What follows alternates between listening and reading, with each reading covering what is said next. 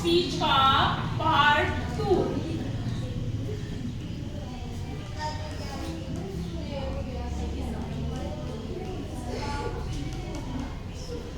पहले पार्ट में हमने क्या पढ़ा था? सिमिली और मेटाफर के बारे में पढ़ा था। आज हम पढ़ेंगे पर्सोनिफिकेशन।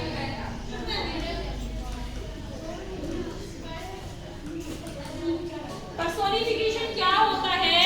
पर्सोनिफिकेशन होता है किसी निर्जीव चीज को सजीव के साथ कंपैरिजन करना, यानी कि जो लिविंग थिंग होगी उसको नॉन लिविंग, यानी कि जो नॉन लिविंग थिंग होगी उसको लिविंग थिंग के साथ कंपैरिजन करना।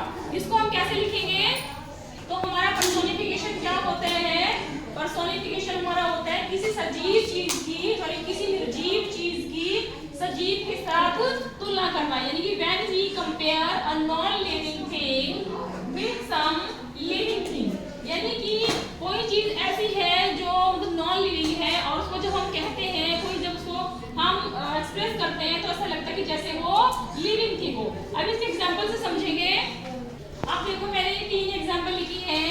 पहला एग्जांपल है द फायर स्वैलोड द होल जंगल, कि जो आग है उसने पूरे जंगल को खा लिया।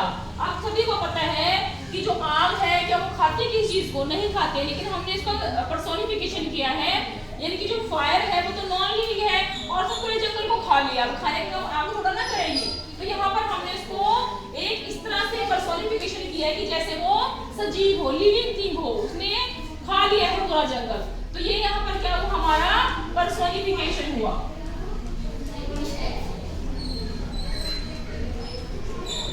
दूसरा एग्जांपल है the stars were playing hide and seek with clouds, कि जो स्टार्स हैं वो बादलों के साथ छुपन छुपाई खेल रहे हैं। हम छुपन छुपाई स्टार थोड़ा ना खेलते हैं, बच्चे खेलते हैं, लिविंग इंसान खेलते हैं छुपन छुपाई। तो यहाँ पर हमने स्टार को क्लाउड के साथ, यानी कि पर्सोनिफिकेशन इसमें दिखाया है कि वो हाइड एंड सीक खेल रहे हैं। तो ये भी हमारा क्या हो गया?